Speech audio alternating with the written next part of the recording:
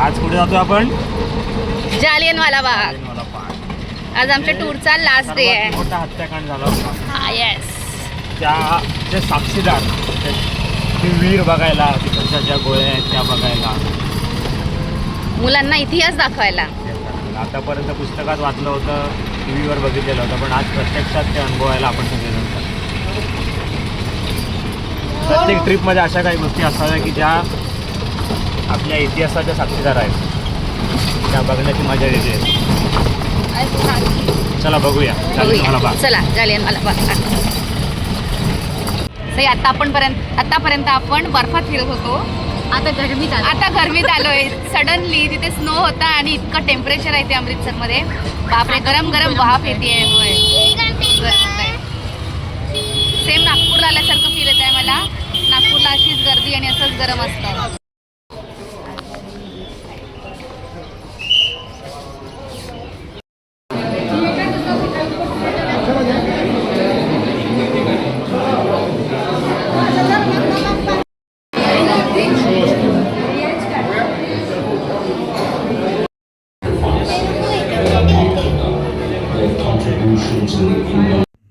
जालियनवाला बाग हत्याकांड हा 13 एप्रिल 1919 रोजी बैसाखीच्या दिवशी झाला होता आणि त्या दिवशी जनरल डायर यांनी निरपराध लोकांवर गोळीबाराचा आदेश दिला होता आणि गेटही मुख्यतः त्यांनी बंद करून ठेवला होता. त्याच्यामुळे लोक आतमध्ये अडकले आणि कोणालाही बाहेर निघण्याचा मार्ग नव्हता आणि निरपराध लोक या हत्याकांडामध्ये मारले गेलेत आणि त्यांचे सगळे असे मूवीज आणि त्याचे सगळे पोस्टर त्या काळातले इथे लावून ठेवलेली होती.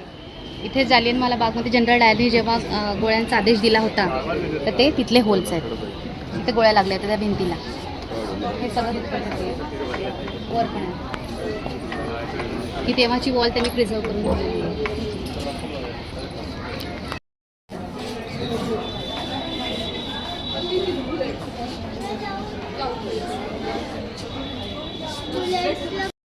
या विहिरीला शहीद विहीर म्हणतात. हीच ती विहीर ज्यात नोंदणीप्रमाणे 120हून अधिक मृतदेह बाहेर काढले होते.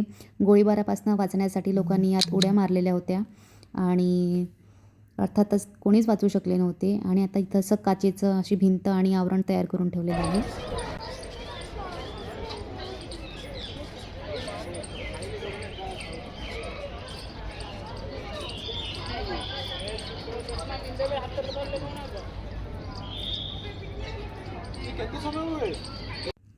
तर आत्ता ह्या बागेचं थोडंसं सुशोभितकरण करण्यात आलेलं आहे. लोकांना तिथं बसण्याची सोय करण्यात आली, झाडं लावलेली आहेत आणि असा हा आहे जालियनवाला बाग.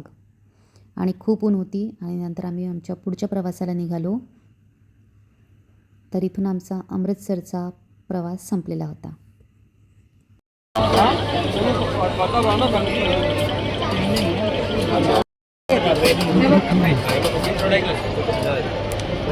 अमृतसरी लस्सी.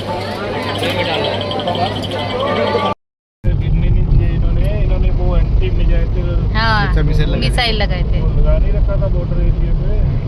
आणि आत्ता आम्ही निघालो होतो वाघा बॉर्डर आणि अटारी बॉर्डरकडे संध्याकाळचा शो बघण्यासाठी. आणि ड्रायव्हर दादा आम्हाला तिथली माहिती सांगत होते की बॉर्डरवरचे लोक कसे घाबरून राहतात आणि जेव्हा काय अलर्ट त्यांना मिळतं जेव्हा युद्ध चालू असतं तेव्हा. आणि आम्ही पोहोचलो अटारी बॉर्डर.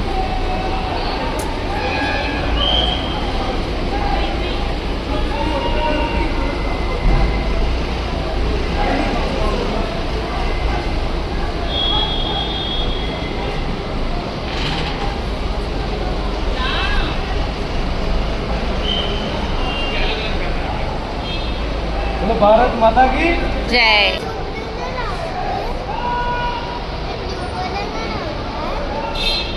हो गया. आता आम्ही आलोय अटारी बॉर्डर म्हणजेच वाघा बॉर्डरला. सकाळी आमचं जालियनवाला बाग झालंय आणि आता खूप ऊन आहे तरी पण आम्ही आलो. इथे खूप गर्दी आहे. खूप लोक आले. खूप सारे ट्रॅव्हल्स आले. निधीने बघ गालाला गेले.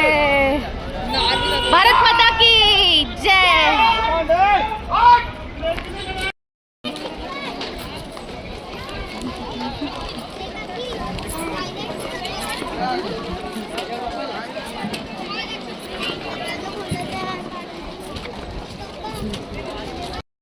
तर आतमध्ये एंट्री केल्यावर हे असं काहीसं मोठीशी इमारत दिसते. आय थिंक हे 3 ते 4 फ्लोअर होते आणि निःशुल्क एंट्री होती.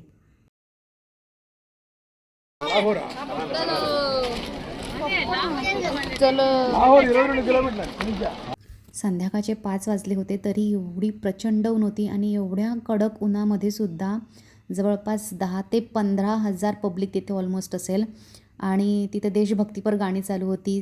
तिथे सैनिक येत होते आणि परेड करत होते. असलं जबरदस्त पॅट्रिओटिक वातावरण जे तयार झालं होतं, खूपच जबरदस्त.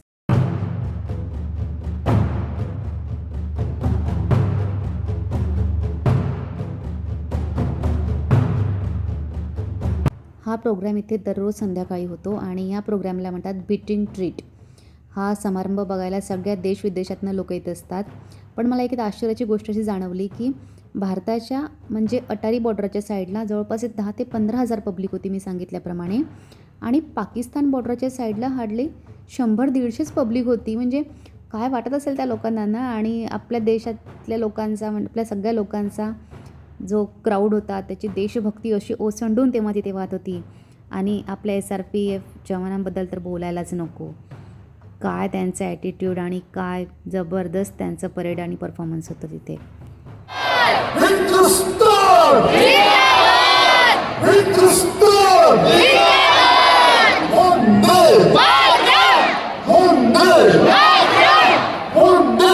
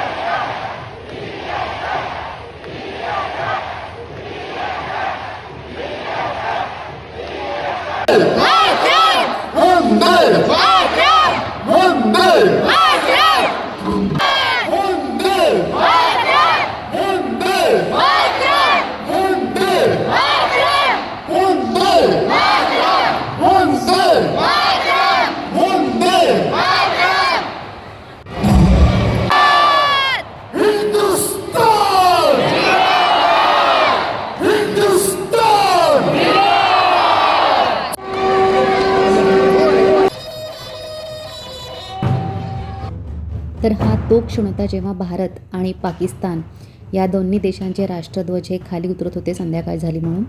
आणि ही प्रक्रिया इतकी क्विक होते की म्हणजे झेंडा खाली उतरतो आणि ते सैनिक इतके पटापट ते फोल्ड करून परेड करत घेऊन जातात. तर ही होती भारत पाक सीमा. तारेच्या कुंपणाच्या तिकडे पाकिस्तान आणि अलीकडे भारत. भारताच्या साईडच्या बॉर्डरला अटारी बॉर्डर म्हणतात आणि तिकडच्या पाकिस्तानच्या बॉर्डरच्या साईडला बागा बॉर्डर म्हणतात. प्रत्यक्षात बघायला मिळालं. हॅलो फॅमिली, तर आम्ही आज आलेलो आहे दिल्लीवरून निघालो, म्हणजे अमृतसरवरून निघालो आहे. आता दिल्लीला जातो एअरपोर्टसाठी आणि रस्त्यात आम्हाला पडलं आहे शहीद भगतसिंग यांचं गाव. आमच्या ड्रायव्हर दादाने आणलं आहे खास आम्हाला. खटखट कला असं ह्या गावचं नाव आहे. इथं त्यांचं म्युझियम आहे भगतसिंगचं, म्हणजे त्यांच्या यूज केलेल्या वस्तू वगैरे तुम्हाला मी दाखवणार आहे ते. चला मग. आणि सगळ्यात महत्त्वाचं म्हणजे इथे आमच्यासोबत सोल्जर्सचा एक ग्रुप आलेला आहे. मी त्यांच्यासोबत पिक्चर किंवा व्हिडिओ क्लिक करायचा प्रयत्न करते. ह्या शहीद भगतसिंग यांच्या म्युझियममध्ये जाताना मी इतकी खुश होती की म्हटलं काहीतरी छान असं पाहायला मिळेल. आणि आतमध्ये फोटोग्राफी अलावी नव्हती, त्याच्यामुळे आतमधला मला ब्लॉग करता आला नाही. पण आतमध्ये गेल्यावर अक्षरशः मी सुन्न झाले. तिथे त्यांच्या वस्तू ठेवलेल्या होत्या. त्यांना तिथे जेल क्रिएट केलेलं होतं. इन्कलाब जिंदाबाद, इन्कलाब जिंदाबाद. अजय देवगणचा मूवी होता भगतसिंग, त्यामधलं ते व्हॉइस ओव्हर होतं. आणि इतकं मन भरून आलं ते सगळं बघून. त्यांना फाशी दिल्यानंतर, त्यांना मारल्यानंतर जेव्हा त्यांच्या शरीराचे हाल करण्यात आले, तेव्हा त्याचे जमीन रक्त जे सांडलं होतं त्यांच्या बहिणीने ते रक्त एका बॉटलमध्ये भरून ठेवलं होतं. ती बॉटल तशी तशी होती. त्यांच्या अस्थ्या तशाच्या तशा ठेवल्या होत्या. त्यानंतर जालियनवाला बागमधलं त्यांनी तिथे सीन क्रिएट करून ठेवलं होतं की लोकं पडलेली आहेत, चपला अस्ताव्यस्त झालेली आहेत, हाक मारत आहेत. म्हणजे अक्षरशः मी रडली तिथे ते सगळं वातावरण बघून. आणि खरंच त्यांचं बलिदान हे देश नक्की लक्षात ठेवेल आणि आपण आपल्या मुलांनाही सांगायला पाहिजे की हे बलिदान, आपल्याला हे स्वातंत्र्य इतकं सहजासहजी मिळालेलं नाही आहे. त्यांचे इतके सॅक्रिफाईस वयाच्या फक्त 23व्या वर्षी यांनी आपल्या देशासाठी, आपल्या स्वातंत्र्यासाठी आपले प्राण अर्पण केले, तेही हसत हसत अर्पण केले. आम्ही घरी आल्यावर मुलांना तो अजय देवगणचा पिक्चर दाखवला. अक्षरशः सगळेजण आम्ही रडलो तो पिक्चर बघताना. तिथनं बाहेर पडताना आम्ही सगळेजणं निशब्द झालेलो होतो. सगळ्यांच्या डोळ्यात पाणी होतं. इतकं त्यांनी क्रिएटिव्हली ते सगळं इमेज लाईव्ह क्रिएट केलेल्या होत्या. अनफॉरगेटेबल.